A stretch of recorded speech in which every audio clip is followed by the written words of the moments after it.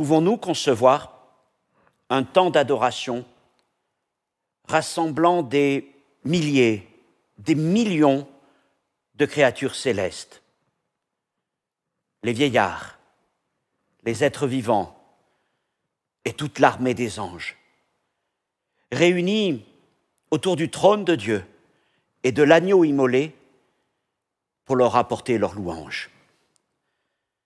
C'est de cela dont Jean est témoin, après qu'il eut été invité par le Seigneur à monter au ciel et à passer à travers cette porte ouverte qu'il avait vue.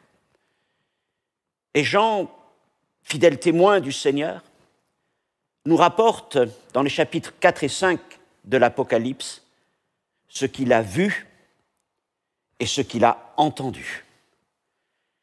Et ce qu'il a entendu, c'est donc cette louange, ce temps d'adoration extraordinaire qui dépasse tout notre entendement. Et les choses qu'il rapporte sont importantes pour comprendre ce qu'est l'adoration selon le cœur de Dieu.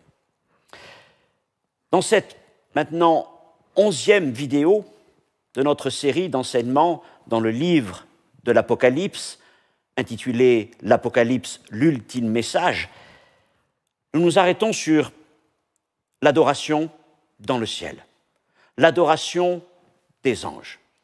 Et le titre de ce message est « Adorer Dieu comme les anges ». Comme d'habitude, vous retrouverez dans le descriptif de cette vidéo sur nos chaînes YouTube un lien vous conduisant vers les notes de ce message et aussi la possibilité d'écouter ce message en podcast si vous préférez le suivre ainsi. Dans tous les cas, je vous remercie de votre fidélité et j'espère encore une fois que cet enseignement vous permettra de nourrir votre foi, de découvrir encore les trésors extraordinaires du livre de l'Apocalypse et qu'ainsi, pas après pas, nous avançons dans ce merveilleux livre qui est, je vous le rappelle, non pas simplement la conclusion du Nouveau Testament, mais comme la clé de voûte, le livre qui réunit les deux testaments, l'Ancien comme le Nouveau, pour nous amener vers l'ultime révélation, la gloire extraordinaire, celle de Jésus-Christ, mais celle aussi de ce que Dieu a préparé pour l'éternité, pour son peuple. Alors ce soir, nous allons lire encore une fois quelques versets dans Apocalypse chapitre 4 et chapitre 5, et ensuite nous prendrons un temps de prière. Apocalypse 4 à partir du verset 8 à 11, je ne lis pas les deux chapitres en entier, ça prendrait un peu de temps, mais je vais me concentrer sur les passages qui ont à voir avec l'adoration, car nous allons découvrir que dans ce texte, il y a beaucoup de choses donc, qui nous parlent de ce qui se passe dans le ciel et que nous sommes appelés nous-mêmes à pratiquer sur terre. Apocalypse 4, versets 8 à 11. Les quatre êtres vivants ont chacun 6 ailes, et ils sont remplis d'yeux tout autour et au-dedans. Et ils ne cessent de dire jour et nuit, Saint, Saint, Saint est le Seigneur Dieu, le Tout-Puissant, qui était, qui est et qui vient.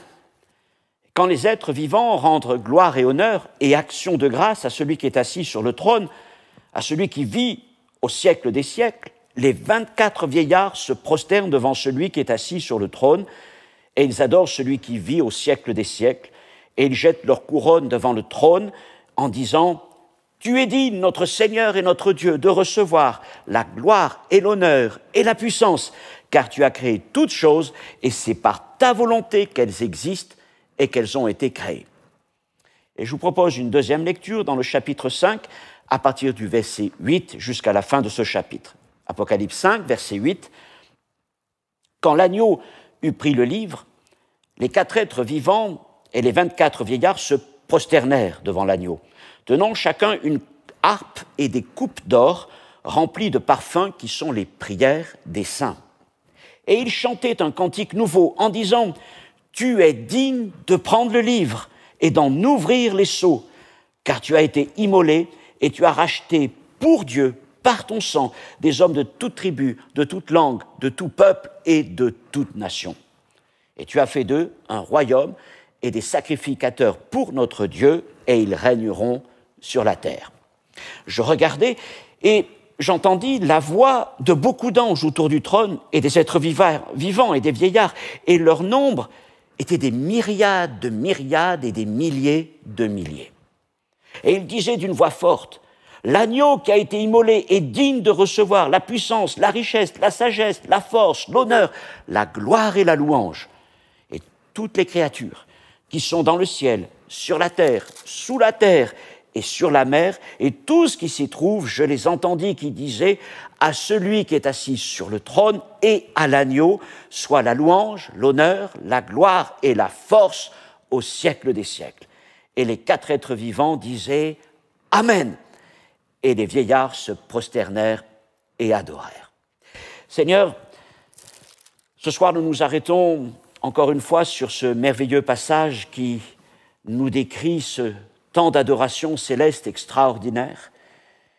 Et nous te remercions pour ces choses dont Jean a été le témoin et qu'il nous a rapportées par ta grâce. Elles nous révèlent encore, Seigneur, ce qu'est l'adoration selon ton cœur, selon ta volonté. Et je te prie de me permettre d'être ton messager à travers, Seigneur, tout ce que nous allons partager maintenant, que tu puisses parler à nos cœurs bien mieux que tout ce que je ne pourrais le faire. Permets-moi, Seigneur, de dire les choses telles qu'elles doivent être dites, sans ajouter, sans retrancher, sans tordre le sens des Écritures. Que ta grâce soit sur chacun d'entre nous et que tu puisses éveiller en nous, Seigneur, un désir toujours plus profond de louer, d'exalter, de célébrer ta gloire, ta beauté, ta majesté. À toi soit tout l'honneur, Seigneur. Amen. Si vous avez suivi les 2 derniers enseignements de cette série, nous nous sommes déjà arrêtés sur ces chapitres 4 et 5 et vous commencez à être familier avec le vocabulaire de ce passage, les différentes créatures que nous rencontrons, les 4 êtres vivants, les 24 vieillards, l'agneau immolé, les anges. Et donc, voilà, ce sont des choses sur lesquelles nous nous sommes déjà arrêtés. Et je vous avais dit que je voulais donc consacrer un enseignement spécial sur l'adoration. Dans ces 2 chapitres, on trouve vraiment tout ce que nous devons comprendre concernant l'adoration qui plaît à Dieu. À travers, je dirais, les gestes, à travers les actes, à travers les paroles. Et tout ça, bien sûr, est là pour nous instruire et nous amener à pratiquer ces choses nous-mêmes.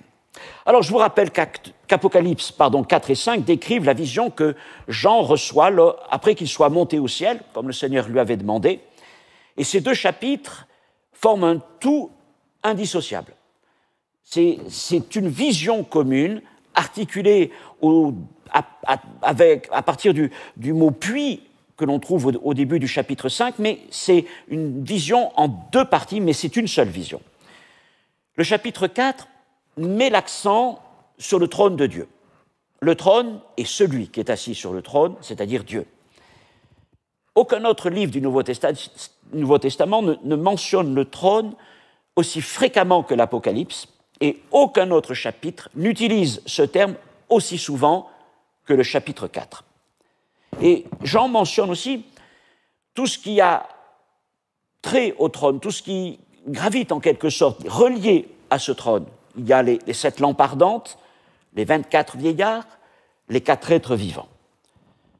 Puis dans le chapitre 5, on revient sur Dieu, assis sur son trône, tenant dans sa main droite un rouleau, les 4 êtres vivants, les 24 anciens, et puis, cette fois, le groupe va s'élargir.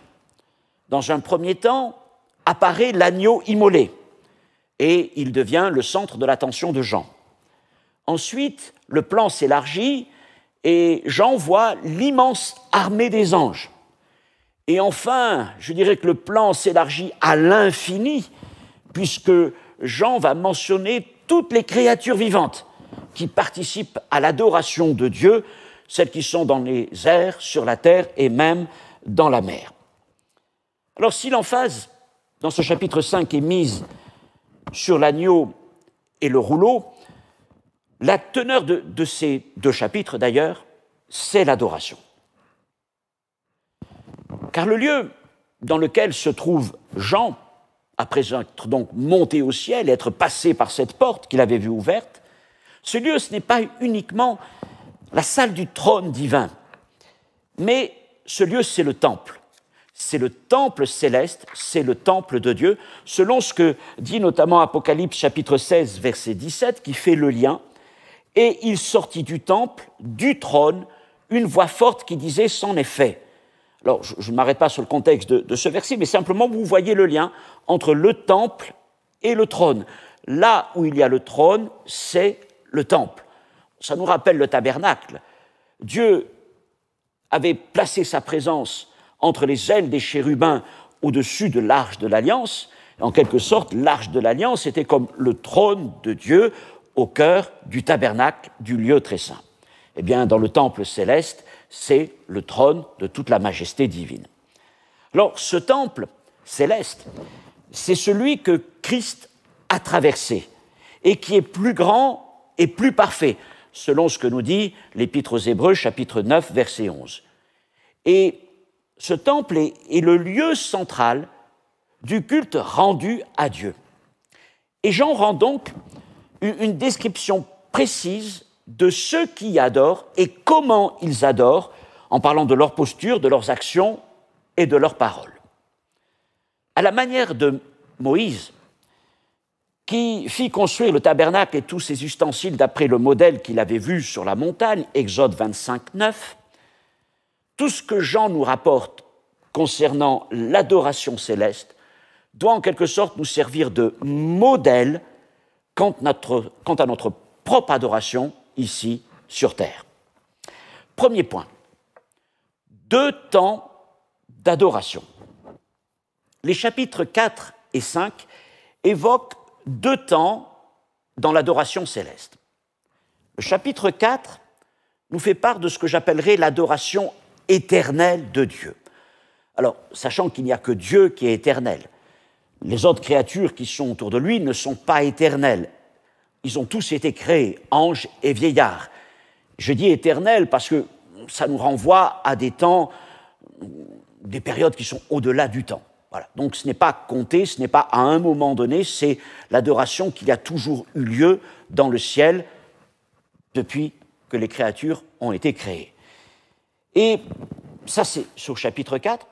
Et au chapitre 5, c'est le temps d'une nouvelle adoration. Une adoration nouvelle avec l'apparition de l'agneau immolé. Premièrement, l'adoration éternelle de Dieu. Elle se trouve donc au chapitre 4, qui met l'accent sur l'adoration céleste de Dieu, et cette adoration est centrée sur sa grandeur, sa sainteté et sa souveraineté. La première chose que Jean voit en arrivant au ciel, c'est le trône, et celui qui est assis dessus, symbolisant la souveraineté absolue de notre Seigneur.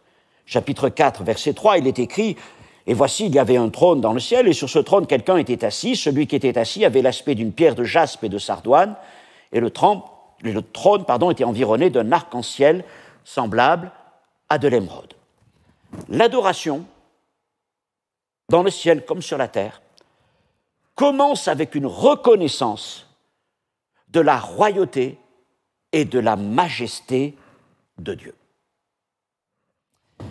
Et on peut dire que comme Jean a été invité par Jésus à monter au ciel, à notre tour, en Jésus, nous sommes appelés comme à monter spirituellement dans la présence de Dieu pour nous présenter au pied de son trône, au pied de sa majesté divine. Et rappelons-nous que c'est un privilège uniquement accessible en Jésus. Celui qui a traversé le tabernacle, celui qui a ouvert un chemin, qui est notre précurseur, qui est notre médiateur, il nous permet d'entrer, il nous permet d'approcher, il nous permet de demeurer dans la présence de Dieu. Gloire soit donnée à notre Seigneur Jésus. Jean poursuit la description de cette vision qu'il reçoit au chapitre 4 en décrivant les êtres qu'il voit.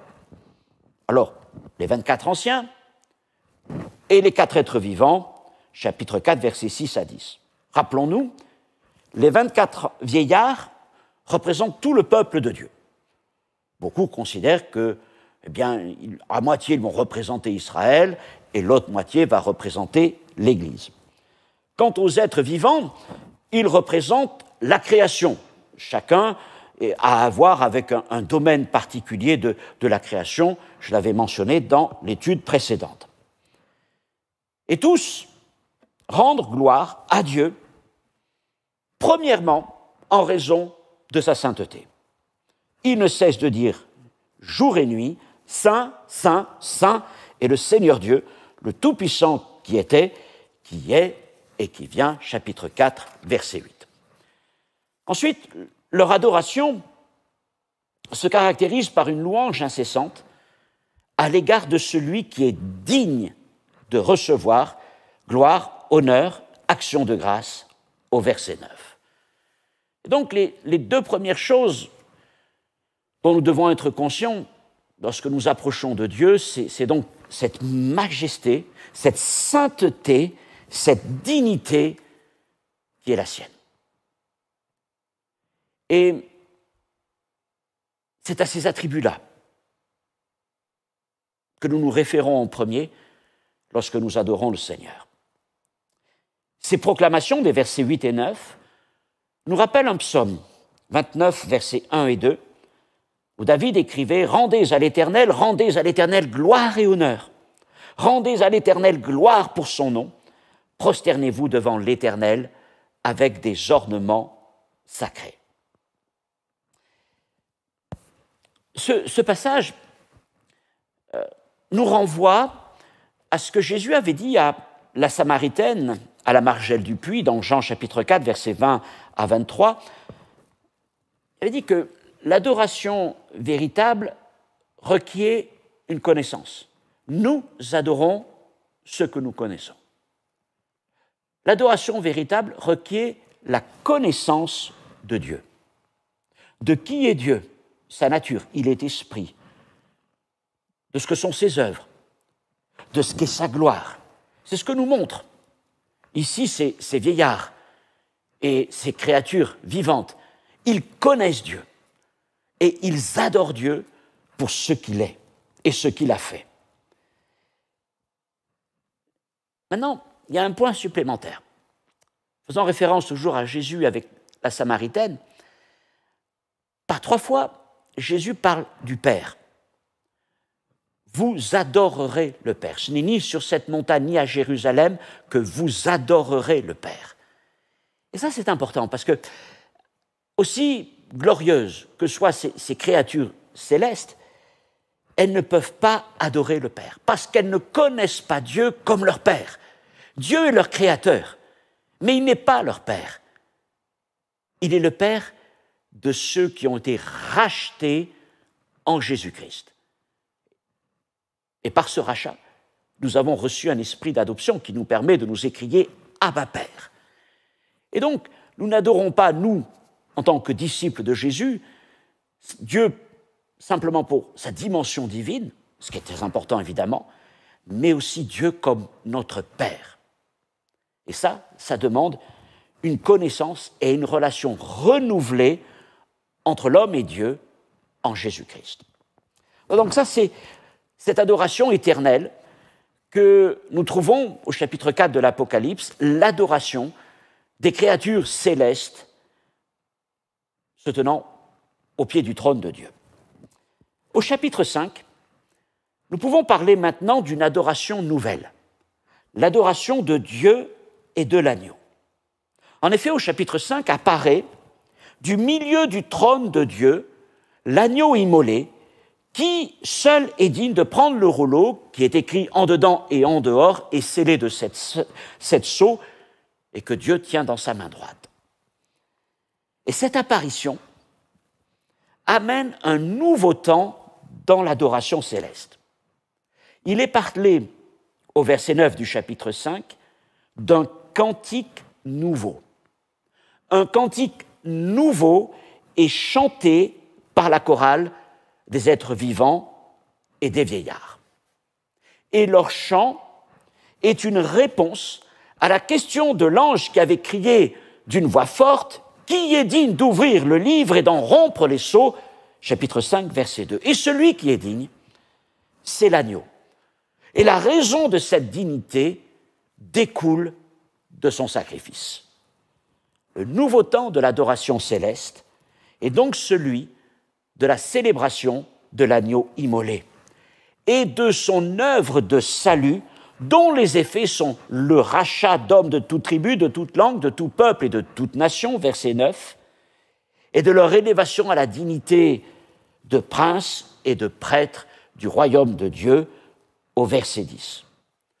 Alors ne pensons pas que Dieu soit oublié dans ce cantique nouveau, puisqu'il est précisé que c'est pour Dieu qu'il a racheté des hommes, et donc pour la gloire de Dieu que l'agneau a accompli cette œuvre.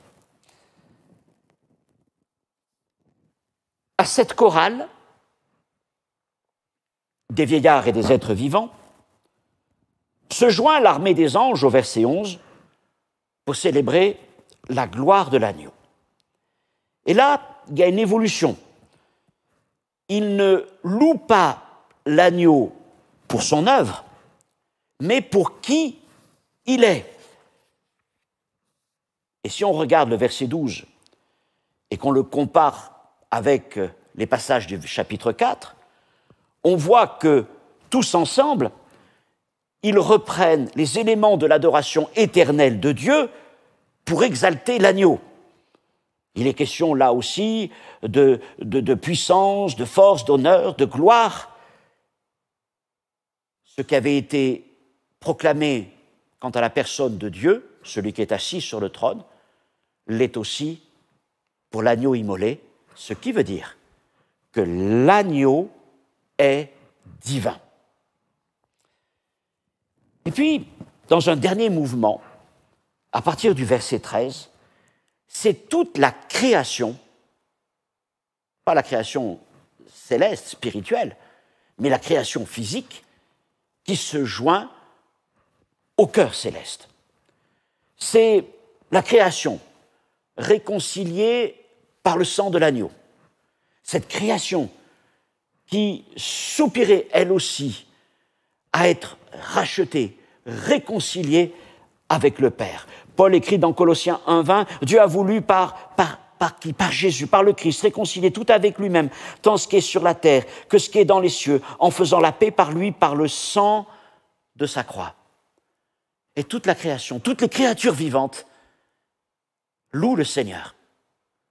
Oh, bien sûr, c'est symbolique par rapport aux animaux, mais quelque chose de glorieux qui s'élève à travers notre terre et tout l'univers.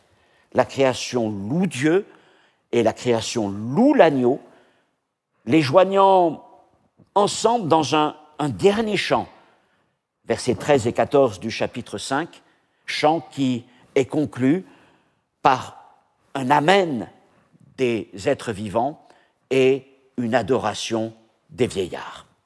Voilà donc pour ce premier point, ces deux temps d'adoration entre les chapitres 4 et chapitre 5. Chapitre 4, l'adoration éternelle de celui qui est assis sur le trône par les créatures spirituelles qui sont autour de lui. Et puis au chapitre 5, l'adoration nouvelle de l'agneau immolé et de Dieu aussi, non seulement par ses êtres, mais aussi par les anges et par toutes les créatures vivantes. Deuxième point.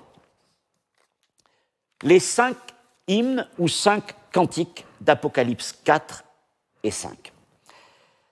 Alors dans ces deux chapitres relatifs donc à la même vision, se succèdent 5 proclamations ou hymnes ou cantiques. La première proclamation est dite par les 4 êtres célestes autour du trône. Verset 8 du chapitre 4, « Saint, Saint, Saint, est le Seigneur Dieu Tout-Puissant, qui était, qui est et qui vient. » Après les 4 êtres vivants, voilà que les 24 anciens entonnent à leur tour une deuxième proclamation, verset 11, « Tu es dit, notre Seigneur et notre Dieu, de recevoir la gloire et l'honneur et la puissance, car tu as créé toutes choses, et c'est par ta volonté qu'elles existent et qu'elles ont été créées. » Donc les êtres vivants, les 4 êtres vivants ont exalté la sainteté de Dieu, et maintenant les 24 vieillards exaltent l'œuvre de création de Dieu. Ce qu'on voit, c'est que ces deux premières proclamations, comme nous venons de le voir d'ailleurs, sont adressées à Dieu. Alors, il est difficile de dire si elles sont parlées ou chantées. Jean utilise un verbe assez générique, c'est le verbe lego, L-E-G-O, lego, traduisible par annoncer ou déclarer. Mais le chant n'est pas exclu, comme le montre la suite. La troisième proclamation nous amène maintenant au chapitre 5. Elle n'est plus adressée à celui qui est assis sur le trône, à Dieu, le Père, mais à l'agneau immolé qui vient de prendre de la main droite de Dieu le rouleau écrit en dedans et en dehors et scellé de 7 sceaux. Maintenant, on peut affirmer qu'il s'agit d'un hymne, puisqu'il est chanté par les anciens et peut-être aussi par les êtres vivants qui pourraient se joindre à eux. Versets 9 et 10, nous l'avons lu, et il chantait un cantique nouveau et la suite du verset. C'est alors que le groupe de ceux qui louent l'agneau s'élargit et un nombre incalculable, quand Jean parle de myriades, de milliers de milliers, il est évident qu'il n'est pas allé les compter, mais c'est simplement pour donner une indication d'un océan, je pourrais dire, d'anges qui sont là et qui sont innombrables devant lui. Eh bien, tous ces anges, toute cette armée des anges se joint au premier chœur des vieillards et des êtres vivants, et tous ensemble proclament avec force le 4e hymne, verset 12, « L'agneau qui a été immolé est digne de recevoir puissance, richesse, sagesse, force, honneur, gloire et louange. » La 5e proclamation, ou cantique, est présentée par l'ensemble de la création. Et elle est adressée à Dieu le Père et à l'agneau. Alors, je récapitule.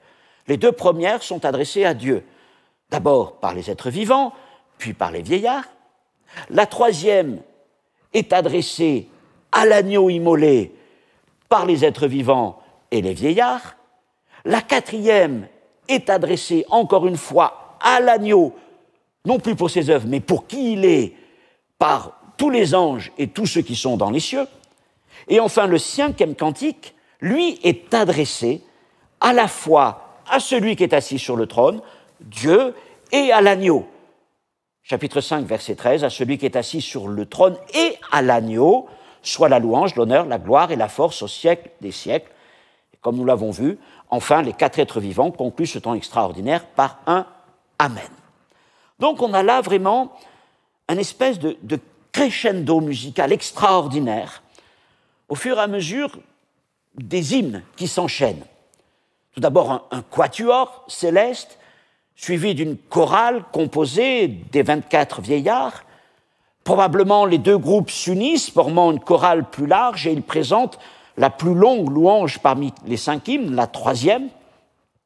Ensuite, la chorale grandit, lorsque se joint à elle l'armée des anges, et tous chantent, et il est précisé d'une voix forte, les louanges de l'agneau. Et enfin, toute la création vivante participe. Tous les êtres, dans toutes les sphères de la création, glorifient Dieu et l'agneau. Quel moment extraordinaire d'adoration et de célébration. Alors, au point où nous en sommes de cet enseignement, je voudrais que nous puissions faire une pause, pendant laquelle je vous propose de vous recueillir, si vous le voulez bien, à l'écoute d'un chant qui a été partagé il y a quelques semaines ici dans notre assemblée un dimanche matin par un de nos groupes de louanges et qui est intitulé « Digne de louange ». Et ce chant nous rapporte les éléments que l'on trouve ici dans ces 2 chapitres d'Apocalypse 4 et 5. Puis ensuite, nous reprendrons la 2e et dernière partie de cette étude. Bonne écoute, prenez le temps de vous recueillir et de laisser le Saint-Esprit vous conduire aussi dans la présence de Dieu.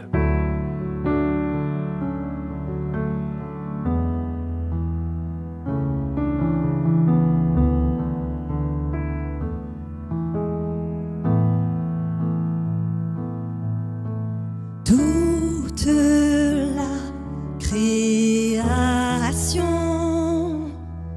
s'incline devant toi,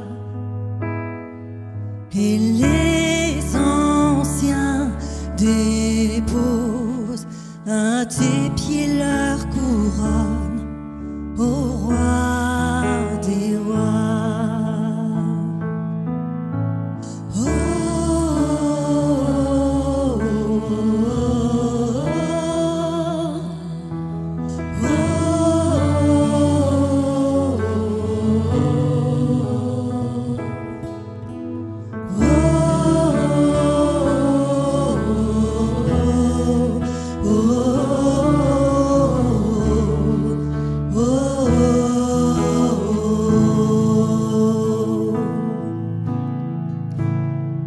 Tu es digne de louange,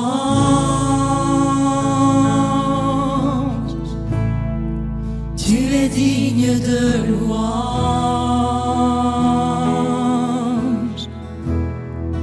En toi sont toutes choses, par toi sont toutes choses. Reçois l'adoration. Chantons toute la création.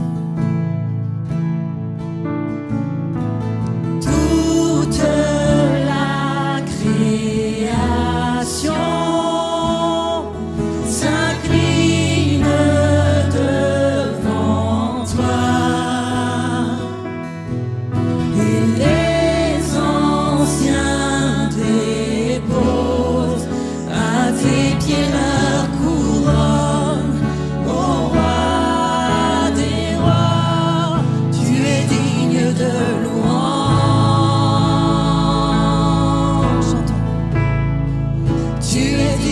De louange,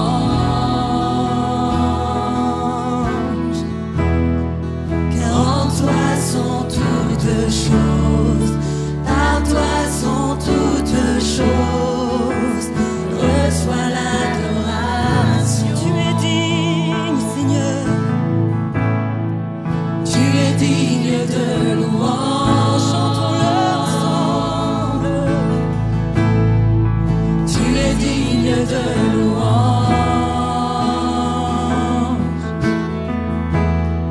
car en toi sont toutes choses, par toi sont toutes choses. Reçois l'adoration.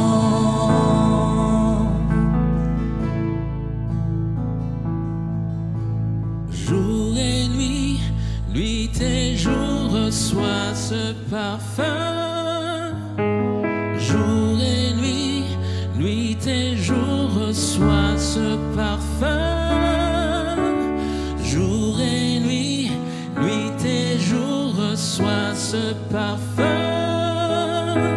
Jour et nuit, nuit et jour, reçois ce parfum. Jour et nuit, nuit et jour, reçois ce parfum.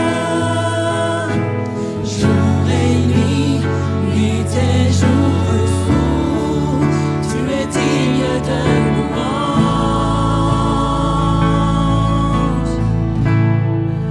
Tu es digne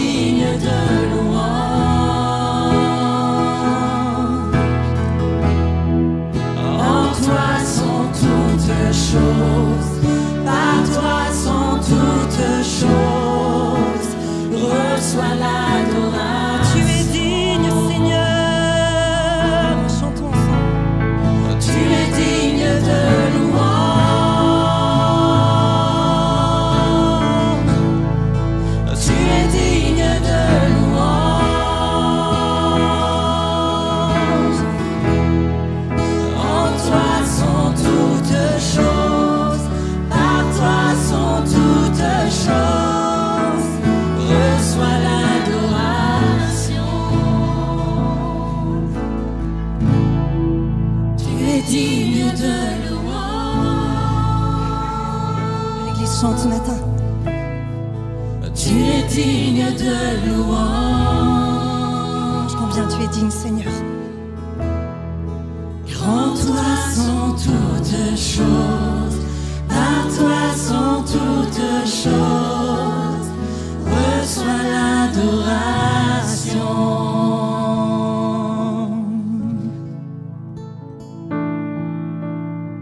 Comme les anges, comme les êtres vivants, comme les vieillards, nous aussi nous proclamons ensemble, digne de louange est celui qui est assis sur le trône. Digne de louange est l'agneau immolé. Et nos cœurs s'inclinent devant sa majesté et sa grâce. Nous poursuivons cet enseignement dans cet esprit d'adoration et de recueillement. Dans les deux premiers points, je vous rappelle, j'ai d'abord évoqué 2 temps d'adoration. Chapitre 4, l'adoration éternelle. Chapitre 5, l'adoration nouvelle, avec l'apparition de l'agneau. Puis dans la deuxième partie, nous avons parlé de ces 5 hymnes d'Apocalypse, ou 5 cantiques d'Apocalypse 4 et 5, je ne reviens pas dessus. Et maintenant, dans ce troisième point, je voudrais parler des caractéristiques de l'adoration telles que Jean nous les présente ici. Premièrement, nous disons que l'adoration est théocentrique. Les 5 hymnes ou cantiques se concentrent clairement sur Dieu, puis sur Dieu et l'agneau, sur la majesté de Dieu, la souveraineté de Dieu, la sainteté de Dieu. Ce qui veut dire que le centre du culte céleste est Dieu et l'agneau. La véritable adoration est centrée sur Dieu. Elle est théocentrique. Dans toute la Bible, et particulièrement dans l'Apocalypse, le culte est réservé à Dieu seul. Déjà, le second commandement donné au peuple par Moïse précisait que tu n'auras pas d'autre Dieu devant ma face. Et cela se poursuit à travers toutes les Écritures. Et dans le livre de l'Apocalypse, il est même mentionné qu'on n'adore pas les anges. Rappelez-vous qu'à 2 reprises, submergé par ses émotions, Jean se prosterne devant un ange, qui le reprend tout de suite. « Garde-toi de le faire. Adore Dieu. » Chapitre 19 et chapitre 22. L'adoration est théocentrique. Elle est centrée sur Dieu. Elle n'est pas centrée sur l'homme, sur ses besoins, sur son désir de vivre un instant mystique, spirituel. L'adoration est centrée sur Dieu. Deuxième caractéristique, l'adoration exalte le caractère et la nature de Dieu. Les cantiques exaltent le caractère de Dieu et sa personne, le louant pour ce qu'il est. Nous avons parlé de la sainteté de Dieu, qui est un de ses attributs divins fondamentaux. Saint, saint, saint est le Seigneur Dieu, tout-puissant qui était, qui est, qui vient. Et ce cantique, évidemment, est un écho à la louange des séraphins dans Ésaïe, chapitre 6, verset 3, lorsque le prophète vit le ciel aussi s'ouvrir et le Seigneur assis sur un trône très élevé. La sainteté de Dieu fait référence à sa séparation du monde créé et malheureusement corrompu par le péché. Dieu est au-dessus de ce monde et il s'apprête aussi à le juger. Le 4e hymne est adressé à l'agneau immolé et nous avons vu qu'il pointe vers les attributs divins de Christ, tels que la puissance, la sagesse, la force et la gloire. Et donc, notre adoration, tout comme celle des créatures célestes, doit mettre en avant, exalter le caractère de notre Seigneur, la sainteté, la puissance, la force, la sagesse, tout ce que notre Dieu est et qui lui appartient à lui seul.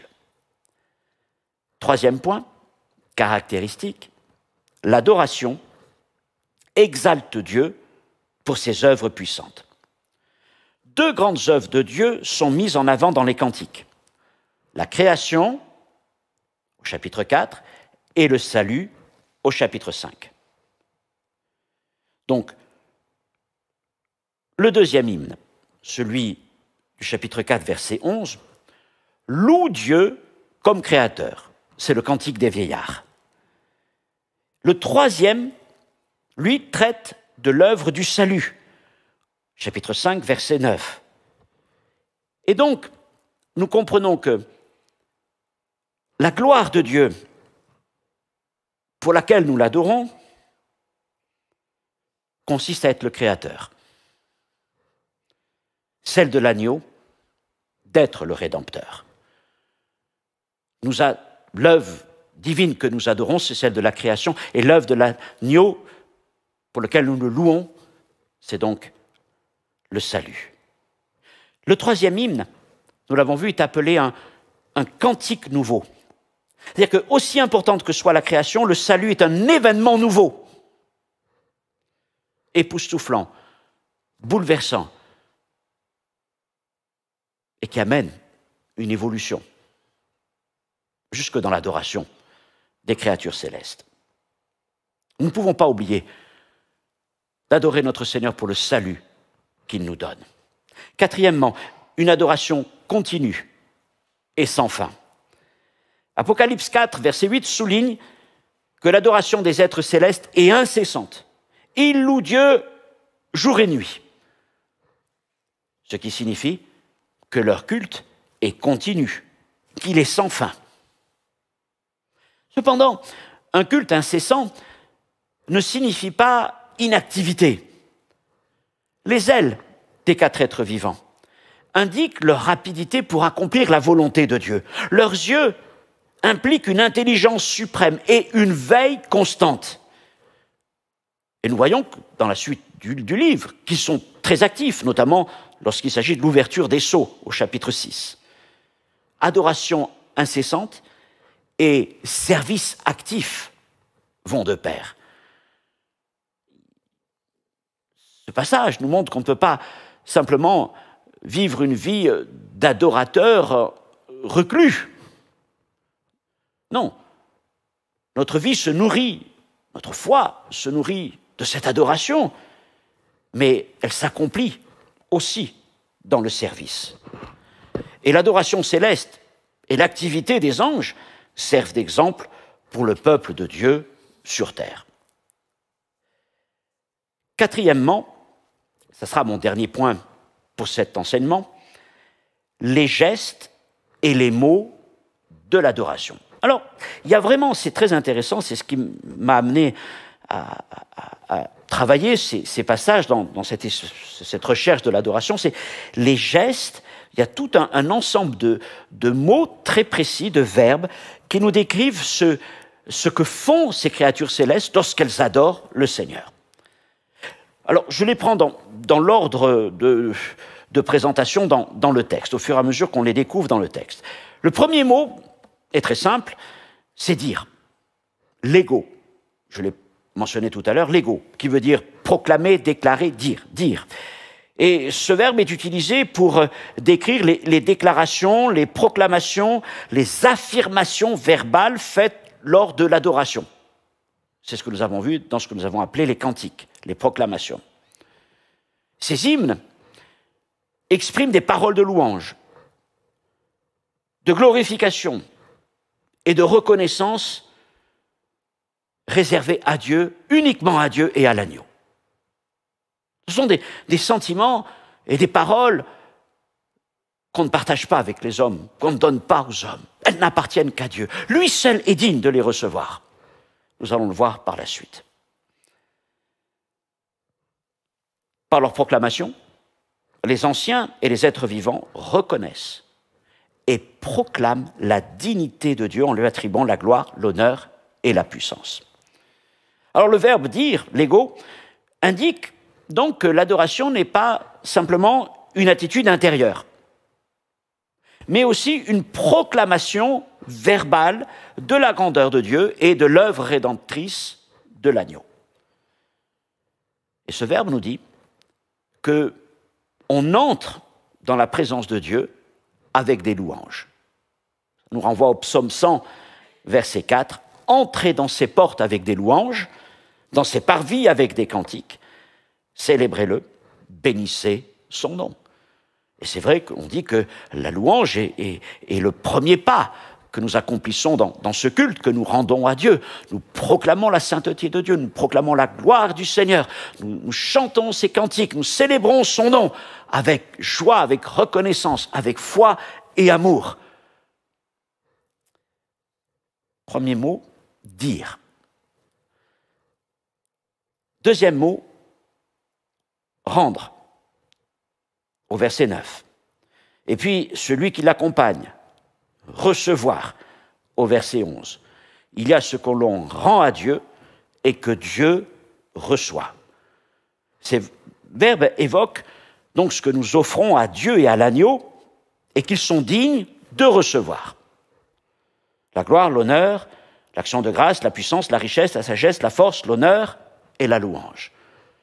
Nous rendons à Dieu ce qui lui appartient et Dieu le reçoit de nous. Il reçoit de nous cette adoration. Il prend de nous cette adoration que nous lui apportons.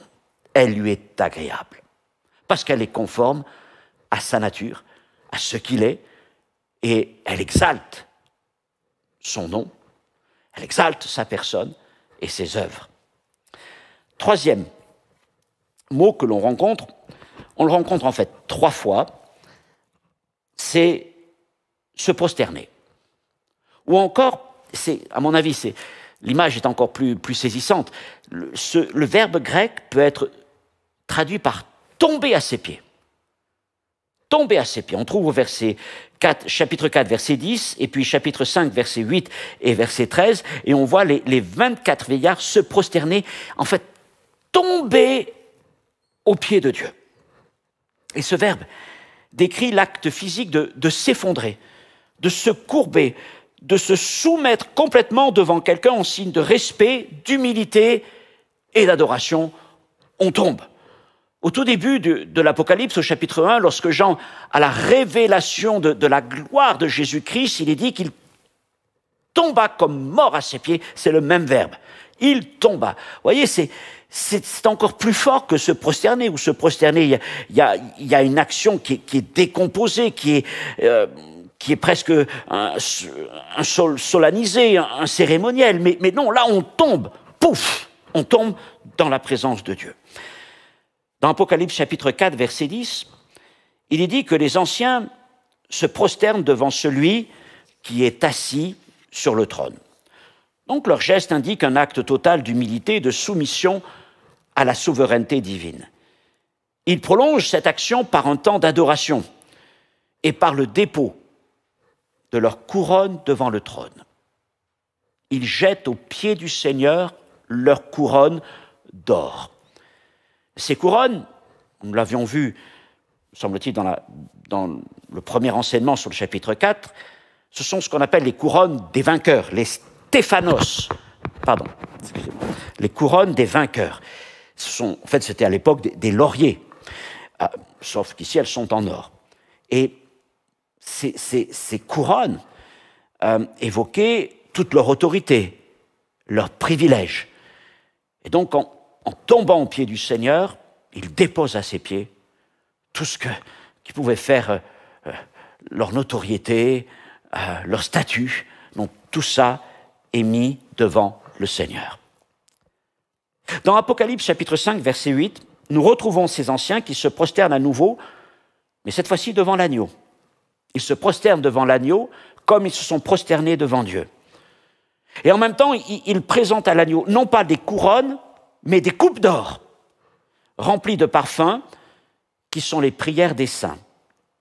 Alors, dans l'Ancien Testament, des coupes étaient utilisées pour contenir des offrandes, notamment des libations en vin que l'on apportait dans le tabernacle ou le temple. Et ici, dans cette vision, on peut dire que ces coupes d'or sont des réceptacles spirituels recueillant les prières des saints qui montent depuis la terre. Et les prières des saints, justement, sont comparées à des parfums qui sont présentés à Dieu. C'est un rappel des parfums que les prêtres brûlaient dans le tabernacle au-dessus de l'autel des parfums. Ça implique que ces prières, nos prières, sont considérées comme un sacrifice agréable et accepté par Dieu. Elles sont présentées dans ces coupes d'or comme des parfums. Dieu les agrée. Elles sont pour lui d'un bon parfum, d'une bonne odeur, un sacrifice saint. Autrement dit, intéressant, elles ne sont pas simplement collectées, rassemblées, mais elles sont aussi purifiées et sanctifiées. La mention de l'agneau rappelle le rôle de Jésus en tant qu'intercesseur pour les saints, portant leurs prières devant le Père. Nos prières, tes prières, des prières qui ont pu être exprimées verbalement, des prières qui sont dans nos cœurs, des prières qui parfois sont exprimées par quelques soupirs. Chacune d'entre elles est recueillie dans le ciel. Aucune n'est oubliée. Et chacune d'entre elles est présentée à Dieu par l'agneau. Le passage montre le lien entre un cœur d'adorateur et la présentation de nos prières. Dieu honore les prières de ceux qui adorent son nom, qui se prosternent devant lui. Il y a un lien. Il y a un lien. L'adoration qui nous amène dans la présence de Dieu va nous permettre aussi de lui présenter toutes nos prières afin qu'il les agrée. Tel est son désir. Dans Apocalypse 5, verset 14, les anciens, après que toute la création ait loué le nom de Dieu et de l'agneau, les anciens se prosternent devant Dieu et devant l'agneau. Ils reconnaissent ainsi pleinement la dignité, la divinité de l'agneau et l'adorent pour son sacrifice rédempteur en égalité avec le Père. Ils se prosternent devant Dieu, devant celui qui est assis sur le trône et devant l'agneau. L'adoration est donc faite de louanges verbales, nos chants, nos cantiques, nos proclamations, mais aussi d'actes de soumission profonde, en signe de vénération devant la majesté divine et la rédemption apportée par l'agneau. Le verbe qui apparaît ensuite au verset 10, c'est le verbe « adorer », où il est dit que les 24 vieillards se prosternèrent et ils adorèrent. Ils adorèrent.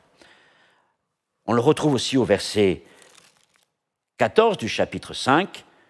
Les vieillards se prosternèrent et adorèrent. On a deux fois la même séquence. Se prosterner et ensuite adorer. Adorer, c'est le mot, on va dire, le plus commun dans le Nouveau Testament pour parler de ce temps particulier. C'est le verbe proskuneo, qui veut dire littéralement embrasser la main de quelqu'un pour lui rendre un hommage. Alors il s'agit d'un acte d'humilité, de soumission totale devant une personne d'un rang élevé, et ici bien sûr devant la majesté divine. Un complément au sujet de ces deux verbes, puisqu'ils sont proches l'un de l'autre, mais ils se complètent. Je parle de prosterner ou tomber et d'adorer, puisque les deux veulent dire quelque part aussi s'incliner. Prosterner ou tomber insiste sur l'acte physique de tomber. Poum, on tombe, en signe d'humilité et de soumission. Adorer, lui, met l'accent sur, justement, la vénération qui accompagne la prosternation. Pas simplement le fait d'un acte, je tombe, nous tombons devant le Seigneur, mais c'est le fait que nous prolongeons cet acte par aller vers Dieu, comme pour embrasser le Seigneur. On embrassait à l'époque soit la main d'un dignitaire, voire même les pieds d'un dignitaire.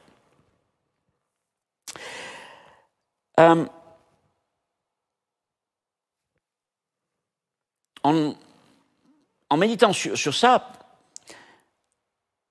je constate, et vous pouvez réfléchir, que cette dimension de la prosternation et de l'adoration telle qu'elle se présente là, finalement, est très rare dans nos églises. Il y a la partie dire, l'ego, il y a la partie rendre à Dieu, rendre gloire, rendre grâce. Mais, donc c'est tout ce qu'on dit, tout ce qu'on chante, tout ce qu'on proclame, par nos prières, par nos chants, nos louanges. Et par contre, où sont les temps où nous nous prosternons et où nous adorons Dieu dans ce mouvement vers lui, qui n'est pas forcément parlé, mais qui implique tout notre être, malgré tout. En regardant les choses d'un peu plus près, on se rend compte que c'était des choses qui étaient beaucoup plus fortes dans les temps passés. Dans nos églises aujourd'hui, dans notre monde occidental en particulier, ça a quasiment disparu. Et en fait, l'adoration s'arrête, comme je vous l'ai dit, à la partie dire ou rendre. Ça, c'est la louange, plus exactement. Mais la prosternation suivie de l'adoration, alors on va dire souvent, j'incline mon cœur. C'est bien, on soumet notre cœur. Là, les vieillards se sont prosternés. Bon, ce sont des êtres spirituels, mais il y a cette inclinaison de leur être devant le Seigneur. Et je me pose la question de savoir si c'est ça, s'il n'y a pas des choses à retrouver.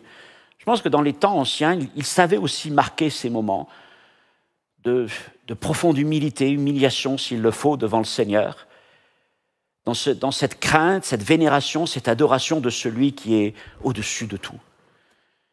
Mais c'est des choses qui deviennent rares dans nos églises. Et je veux aussi préciser ce point. Vous m'avez entendu plusieurs fois parler de tomber. Et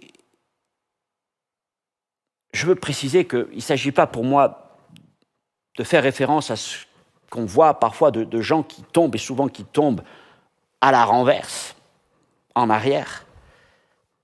Pas du tout ça. C'est pas du tout ça. Là, tomber tel que Jean nous le rapporte pour ce qu'il a vécu devant le Seigneur lorsqu'il lui est apparu, ou pour ce qu'il voit dans le ciel, c'est vraiment tomber face contre terre. Tomber face contre terre. C'est ce qu'on voit avec les anciens, notamment avec Moïse ou d'autres. On tombe face contre terre devant le Seigneur. Je voulais quand même préciser ça. Dernière chose, dernier mot qui apparaît au verset 9, chanter. Puisqu'il est question d'un cantique nouveau, il chantait. Excusez-moi, je retrouve ma page. Et il chantait un cantique nouveau. Alors, il est possible que les 5 proclamations ou hymnes soient chantés. Dans tous les cas, c'est sûr, le 3e cantique est chanté. Les veillards chantent un cantique à l'agneau immolé.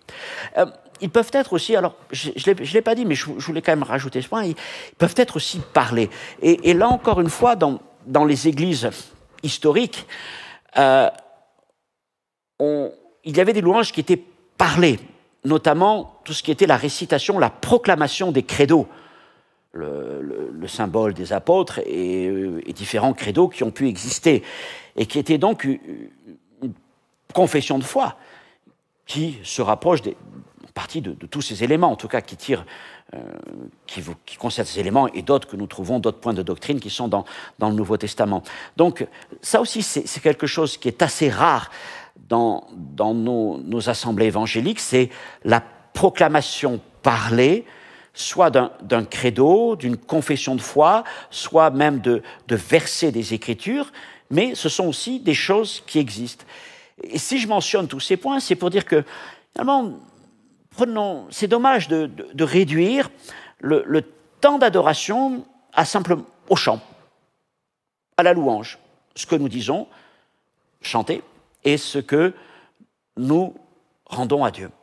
Et je crois qu'il y a vraiment d'autres formes d'adoration à redécouvrir, et c'est ce que nous montre ici ce passage dans le livre de l'Apocalypse. Alors je veux finir maintenant par les mots de l'adoration. L'apôtre Paul dit que nous utilisons un langage spirituel pour les choses spirituelles, en Corinthiens 2,13. Alors voyons quelques-uns des termes employés dans ce passage, notamment au chapitre 4, versets 9 et 11, et au chapitre 5, verset 12, donc dans les 3 de ces hymnes. D'abord, il y a le mot « dignité ». Tu es digne. Ce mot est utilisé pour souligner que seul Dieu et l'agneau peuvent recevoir l'adoration et la louange de toute la création, en tant que créateur pour Dieu, en tant que rédempteur pour l'agneau. L'ange l'avait dit d'une voix forte, « Qui est digne ?» Personne. Personne n'était digne jusqu'à l'apparition de l'agneau immolé. Eux seuls, le Dieu, le Père, le Fils, l'agneau, sont dignes de recevoir nos louanges. Deuxièmement, la gloire. Tu es digne de recevoir gloire. La gloire, donc ce terme est utilisé pour exalter la majesté et la splendeur de Dieu. L'honneur. L'honneur est attribué à Dieu et à l'agneau, et l'honneur est une reconnaissance de la valeur suprême de leur autorité. L'honneur, dans ce contexte, fait référence à un respect profond et à un hommage rendu à leur position divine. Il est aussi question de puissance. La puissance de Dieu et de l'agneau est soulignée comme étant infinie et souveraine, et ce terme évoque la capacité divine de Dieu de gouverner et de contrôler toutes choses. Et enfin, la louange. La louange est l'expression verbale de l'adoration, de l'honneur et de la gloire donnée à Dieu et à l'agneau. En conclusion, les chapitres 4 et 5 forment donc une unité littéraire rapportant la vision de Jean des lieux célestes, du temple céleste et du trône en particulier. Tout comme la vision de Jésus se tenant au milieu des chandeliers avait servi d'introduction aux lettres aux 7 églises d'Asie, le lien entre les chandeliers et les églises, et donc avec servi d'introduction à la section des choses qui sont. Cette vision céleste sert d'introduction à la 3e partie, les choses qui doivent arriver dans la suite, chapitre 4, verset 1. Donc ces 2 premières sections qui sont là donc, sont introduites par des visions. La vision de Jésus, puis la vision du trône de Dieu, de la salle du trône. En elle-même, cette vision fournit une description unique des êtres célestes entourant Dieu et leur rapportant leur louange et leur adoration. Elle met aussi en avant le rôle central de l'agneau immolé, qui seul est digne de prendre le rouleau de la main droite, et puis son rôle dans les événements à venir qui vont débuter dès le chapitre suivant, le chapitre 6. Car en effet, au début du chapitre 6, l'agneau s'apprête à ouvrir le fameux rouleau qu'il a pris de la main de Dieu. Et c'est ce que nous verrons dans les prochains enseignements.